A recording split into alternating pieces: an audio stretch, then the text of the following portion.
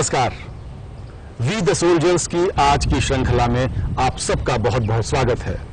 मित्रों, दूरदर्शन उत्तर प्रदेश द्वारा निर्मित इस विशेष धारावाहिक में हम आपकी मुलाकात ऐसे शूरवीरों से करा रहे हैं जिन्होंने सरहद की रक्षा करते हुए कभी अपने परिवार के बारे में नहीं सोचा, अपने बारे में नहीं सोचा, बल्कि उनके दिमाग में एक ही बात रहती थी कि अपने देश की सेवा उन्हें करनी है, देश की सीमाओं की रक्षा उनको शत्रुओं से करनी है। मैं हंड्रेड कैप्टन हाईदीप राय, शौर्य चक्र एंड मेंशन इन डिस्पैच। मैं एडवेंचर इंस्ट्रक्टर हूँ।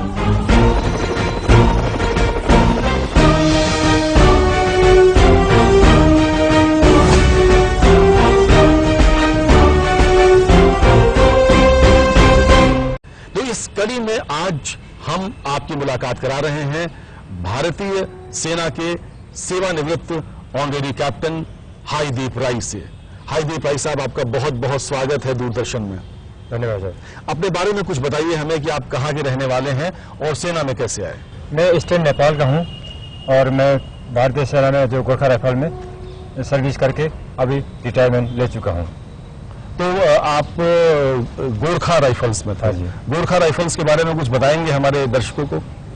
ये गोरखा राइफल्स हमारे जो भारत में जो नेपाल के 60% और इंडिया के 40% मिला के जो एक रेजिमेंट बनी हुए उनको गोरखा राइफल बोलते हैं। कि गोरखा राइफल्स ये ब्रिटिश के टाइम से, जब तक ब्रिटिश था और भारत, नेपाल और ब्रिटिश तीनों ने समझौता किया था, तो मतलब गोरखा राइफल्स आधा अंग्रेज ले गए, आधा यहाँ पर रह गए। ऑनरेरी कैप्टन हाईदीप राय को भारतीय सेना के जो बड़े सम्मान हैं उनमें से एक शौर्य चक्र मिला है और ये शौर्य चक्र उन्होंने शौर्य दिखाया था जम्मू कश्मीर में आतंकवादियों को मारकर उनके दांत खट्टे कर, उस सिलसिले में दिया गया था।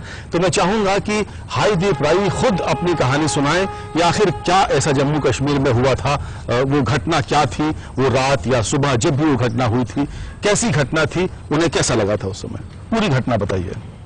उस दिन जो अचंबा करने के एवज में हमें शौर्य चक्र दिया गया था। उस इलाके, आपको विश्वास भी नहीं होगा कि जो जम्मू कश्मीर में जो पीरपंजाल इलाका, पीरपंजाल के पास में जो हिलका का एरिया जो बोलते हैं कि जो सुरंगकोट के पास में, उस इलाके को उस टाइम पे वहाँ के लोग मिनी पाकिस्तान के नाम से जानते हैं। जो हमारे फौज को भी बोलता है कि मतलब आप कहाँ जा रहे हो, हम इस इलाके में जा रहे हो, अच्छा आप लोग मिनी पाकिस्तान में जा रहे हो।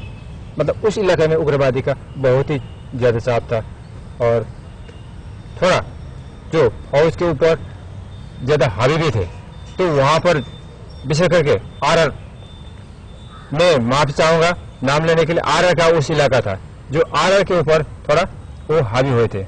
लेकिन हम लोग को ताश उस इलाके में मिला था जिस इलाके में थोड़ा उग्रवादी हावी थे। तो हम लोग गए, उनको लगा कि मतलब कि वही आरआर आ रहे, क्योंकि पहला उन्होंने आरआर के ऊपर थोड़ा नुकसान ज्यादा किया था। राष्ट्रीय राइफल्स, हाँ जी, राष्ट्रीय राइफल के ऊपर ज्यादा नुकसान किया था। तो गोरखा राइफल गया था, उनको पता नहीं था कि गोरखा राइफल आया।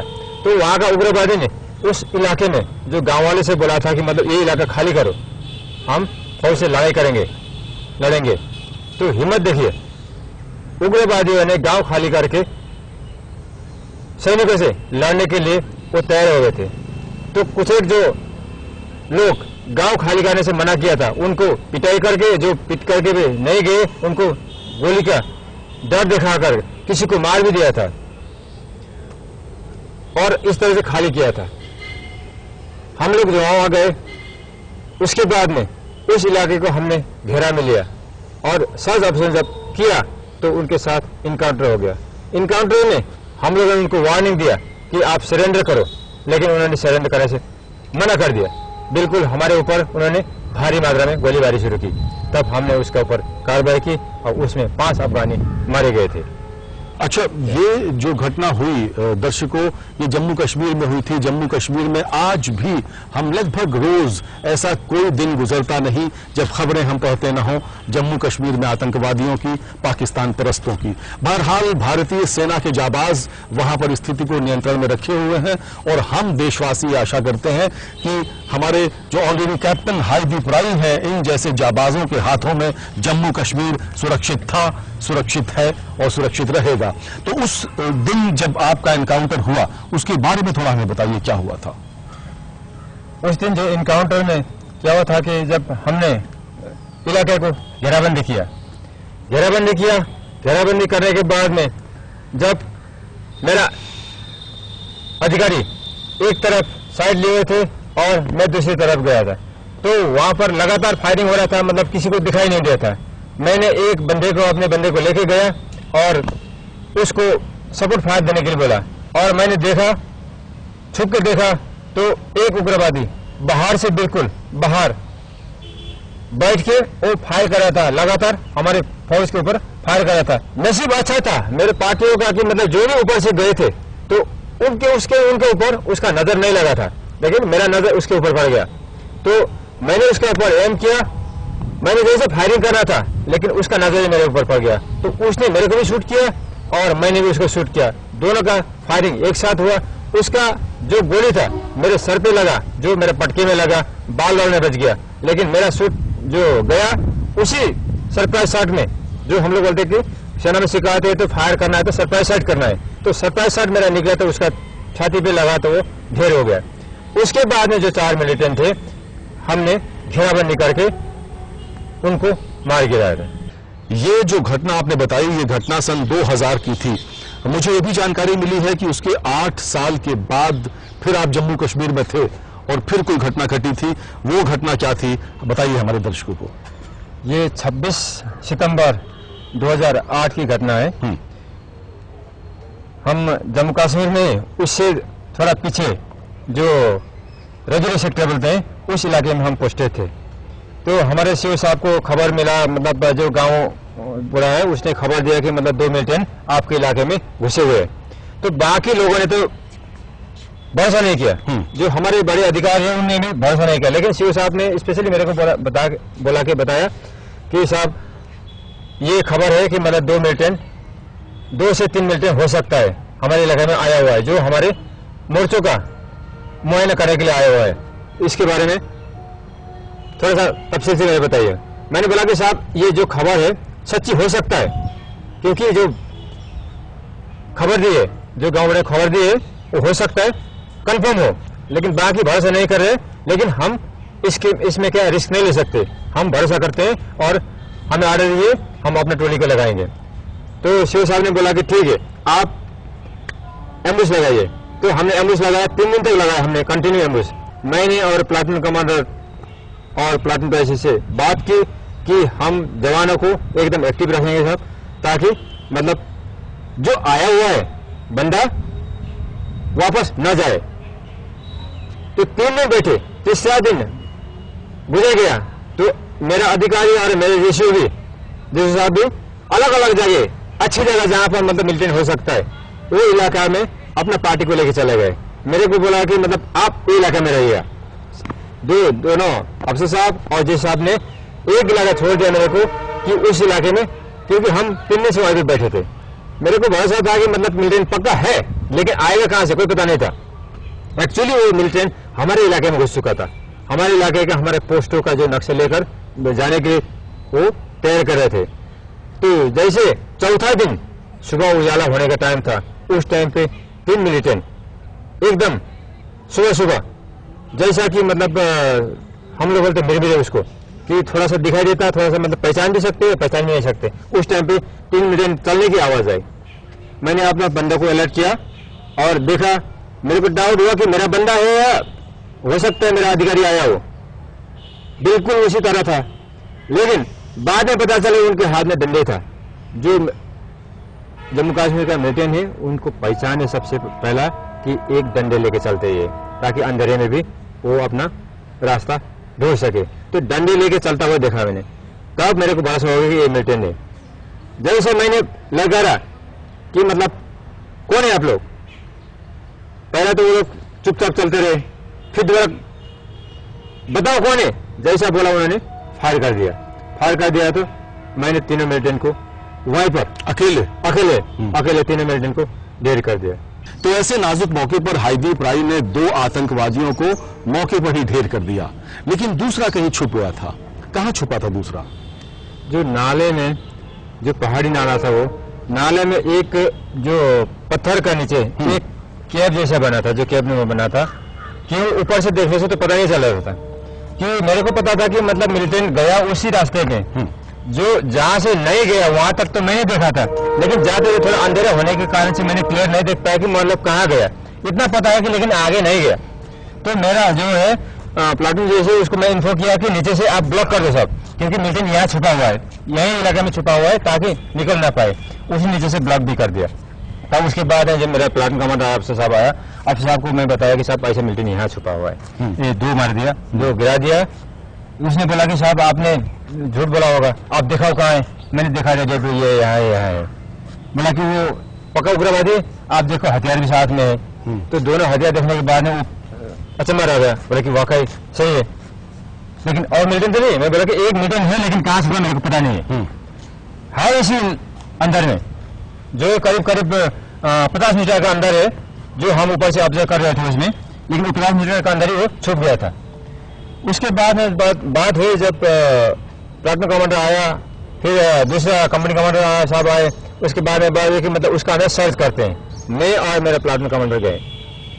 प्लाटून कमांडर गए, जैसा एक पत्थर, थोड़ा बड़ा पत्थर था, उस पत्थर में ऊपर से होल भी था। मैंने उसमें ग्रेनेड लगाया, डाला, लेकिन ग्रेनेड फटा नहीं।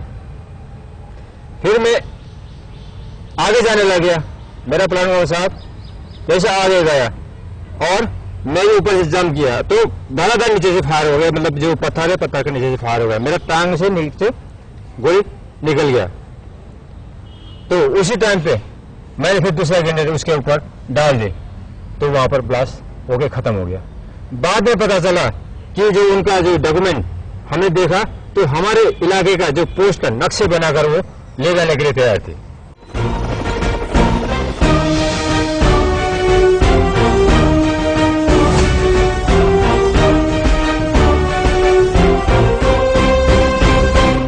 दूरदर्शन उत्तर प्रदेश के इस विशेष धारावाहिक जिसका नाम है वी द सोल्जर्स, उसमें आज हम बात कर रहे हैं शौर्य चक्र विजेता और गोरखा रेजिमेंट के रिटायर्ड ऑनरेरी कैप्टन हाईदीप राय से। मित्रों, कहते हैं कि एक फौजी जो होता है, जो गर्व से तना हुआ फौजी होता है, उसकी छाती पर जो मेडल होते हैं वो उसके शौर्य के, उसके पराक्रम की बखान करते हैं, उसका वर्णन करते हैं। हाईदीप राय की छाती भी मेडल से पटी हुई है। उनसे खुद हम जानते हैं कि भला वो मेडल्स उनको किन कार्रवाइयों के लिए मिले। ये मेडल है यूएन मिशन कंगो, जो विदेश में यूएन मिशन में जाते हैं उसके एवज में मिला हुआ, और ये विदेश सेवा की, जो विदेश में सैनिक सेवा में जाते हैं। और ये हाई एल्टीट्यूड की है, जो जैन के और अरुणाचल जो हाई एल्टीट्यूड इलाके उसमें जो सर्विस करते हैं उनके लिए मिलते हैं। ये कारगिल और ओपी पराक्रम, कारगिल युद्ध की और ओपी पराक्रम की जो स्टार तक, और ये सियाचिन की, जो Siachen medal, Siachen battle school और हाई एल्टीट्यूड वारफेयर स्कूल में जब मैं इंस्ट्रक्टर था, उसकी एवज में ये मिला है। ये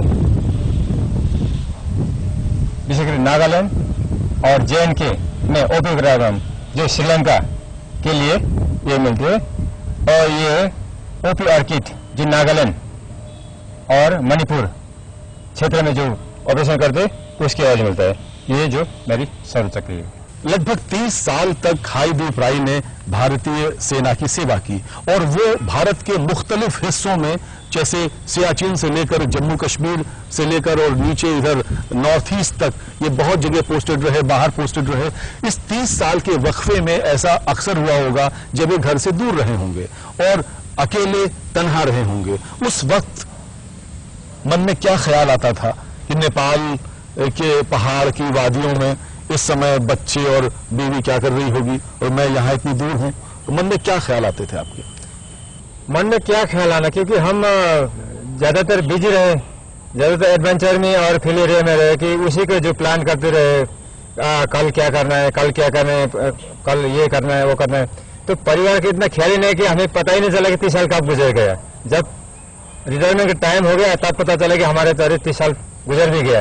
परिवार को हमने ना तो टाइम दिया, ना ही मतलब ख्याल किया। मन में भी मतलब उनका ज़्यादा याद करने का मौका हमें सर्विस के दौरान नहीं मिला।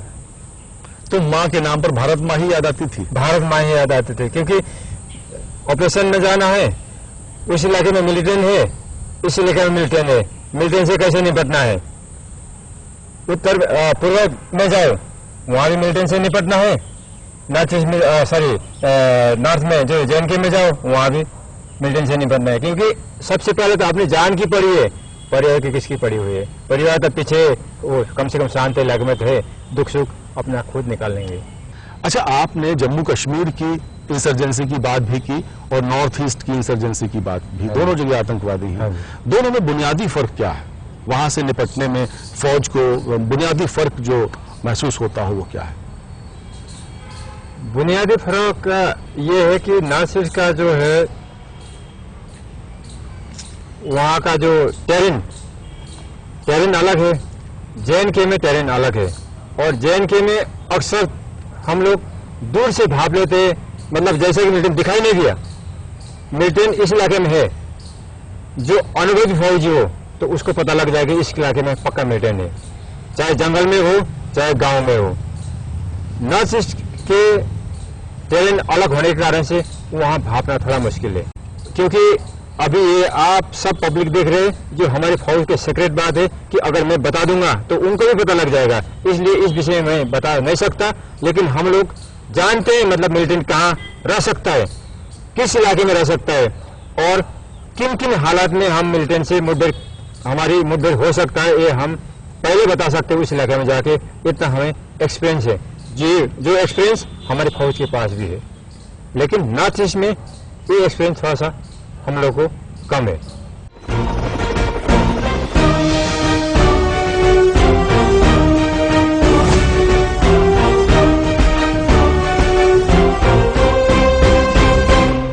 तमाम पुरानी भारतीय फिल्में, जो हिंदी फिल्में हैं, उसमें आपने देखा होगा कि हीरो और हीरोइंस जो हैं वो पहाड़ पर, यानी कि बर्फ के बीच में स्कीइंग करते हुए गाने वगैरह गाते थे। ये तो खैर फिल्मों की बात है, फंतासी है। लेकिन हमारे जो आज जिनसे हम बात कर रहे हैं, वी द सोल्जर्स में हाईदीप राई, ये स्वयं राष्ट्रीय स्तर के स्की के खिलाड़ी रहे हैं। थोड़ा अपने अनुभव शेयर करिए हमारे दर्शकों के साथ। मैं बहुत ही गौरवान्वित हूँ कि भारतीय सेना में आने के बाद जो कि मतलब एडवेंचर में मेरे को शिरकत करने का मौका मिला। मैं पहले स्कीयर हूँ और स्काई डाइवर हूँ और राफ्टिंग का भी मैं स्काई डाइविंग किया आपने, राफ्टिंग किया, आपने स्कीइंग किया और माउंटेनिंग और स्कीइंग इंटरनेशनल लेवल पे हमने किया है और राफ्टिंग नेशनल लेवल पे किया है। मैं जो एडवेंचर इंस्ट्रक्टर भी रह चुका हूँ। डर नहीं लगता था? डर नहीं लगता। क्यों नहीं लगता था? जब सेना में आए हैं तो या तो मारो या तो मरो। अगर आपने नहीं मारा तो आप मारे जाओगे। लेकिन कितनी ऊंचाई पर जाके कूदते थे स्काई डाइविंग में? स्काई डाइविंग में मिनिमम 7000 फीट। 7000 फीट? हाँ जी। तो पहली बार किसी ने धक्का जहां से दिया था, खुद ही कूद गए? खुद ही कूदे थे हम। और फिर नीचे आया, फिर पैराशूट खुल गया? पैराशूट स्काई डाइविंग में पैराशूट नहीं खुलता है, पैराशूट खुद खोलना पड़ता है। अच्छा। तो स्टैटिक जाम में पैराशूट खोलना पड़ता है, सॉरी खुलता है, लेकिन स्काई डाइविंग में खुद खोलना पड़ता है। बेहद ताज्जुब की बात है। आप में से बहुत से लोग जो घर पर बैठे हैं और ये कार्यक्रम देख रहे हैं, उन्होंने भी आपने देखा होगा अक्सर कई विज्ञापनों में स्काई डाइविंग के दृश्य दिखाए जाते हैं। हमारे जो रियल हीरो हैं, इस देश की सेवा करने वाले, देश की सीमाओं की रक्षा करने वाले जाबाज प्रहरी, वो सब इन एडवेंचरर स्पोर्ट्स में दक्ष हैं। तो कैसे स्काई डाइविंग करते थे आप? स्काई डाइविंग से सेना के विंग है, सेना के विंग में जब ये कमांडो में जाते हैं या तो मतलब एडवेंचर में जाते हैं तो मतलब एक हमारा ट्रेनिंग ब्रांच है, उनमें से उसको सिखाया जाता है। जो वॉलंटियर्स है, जो स्काई डाइविंग करना चाहते हैं, जो वॉलंटियर्स लेते हैं, उसके बाद में ट्रेनिंग देते हैं। ट्रेनिंग दे के उनको स्काई डाइविंग कराया जाता है। और इंटरनेशनल लेवल पर क्या किया आपने? इंटरनेशनल लेवल पे मैंने स्कीइंग और माउंटेनियरिंग की है। क्या कौन से पहाड़ चढ़े आपने? मैंने एवरेस्ट और यूरोप में ये जर्मनी, ऑस्ट्रिया और स्विट्जरलैंड, जो जर्मन आर्मी के साथ में ज्वाइन था, उन पर हमने चढ़ाई की थी। तो एवरेस्ट में कहाँ तक चढ़े आप? एवरेस्ट में कैंप फायर तक। अच्छा, कैंप 5 तक चढ़े आप। तो ये सब कुछ आप जब फौज में नौकरी कर रहे थे, उस वक्त ये सब करने के लिए फौज आपको प्रेरित करती है। हाँ जी। जिस समय आप एडवेंचर स्पोर्ट्स कर रहे होते हैं, उस समय आपको कोई पूरी सैलरी भी मिलती है और आप एडवेंचर स्पोर्ट्स भी कर सकते हैं। हाँ जी। तो आप क्या कहना चाहेंगे, जो हमारे ऐसे तमाम दर्शक जो ये कार्यक्रम देख रहे हैं, वो उसमें से कुछ युवा भी होंगे, अगर वो फौज में जाना चाहें, चूंकि आप इंस्ट्रक्टर भी रहे हैं, क्या कहना चाहेंगे आप? जो युवाओं को मैं यही संदेश देना चाहूँगा कि फौज सबसे अच्छा ऑप्शन है। आप एडवेंचर करना चाहो या तो मतलब देश की सेवा करना चाहो, तो सेना से मतलब बढ़िया ऑप्शन कोई नहीं है। सेना में आपको हर कुछ ट्रेनिंग दिया जाता है, उसके बाद में आपको भेजा जाता है। आखिर आपने सिविल में जब आप जाओगे, कहीं एक्सीडेंट होगी भी तो आपका चोट लगेगा। एक किसी का कहना है कि मतलब अरे मेरे बेटे को गोली लग जाएगा तो क्या होगा, जो माता पिता कहते हैं, या तो परिवार दोस्त कहते हैं कि अगर आपको गोली लग जाएगा क्या होगा। भाई आपको चोट लगना है तो कहीं भी लगेगा। सेना में तो आपको क्या है कि प्रोत्साहन है, आपको क्या है कि ट्रेनिंग देके ट्रेन करके आपको भेजा जा रहा है। सेना एडवेंचर के लिए और देश सेवा के लिए सबसे बड़ी ऑप्शन है, इससे बड़ी ऑप्शन कोई नहीं है। मित्रों, ये हैं हमारे देश के असली हीरोज। वी द सोल्जर्स में आज हमारे साथ थे ऑनरेरी कैप्टन हाईदीप राय। अब इसके पहले कि हम आपको नमस्कार करें और इनको धन्यवाद कहें, हम आपसे परमिशन चाहेंगे, एक सेल्फी आपके साथ ले सकते हैं हम? बिल्कुल।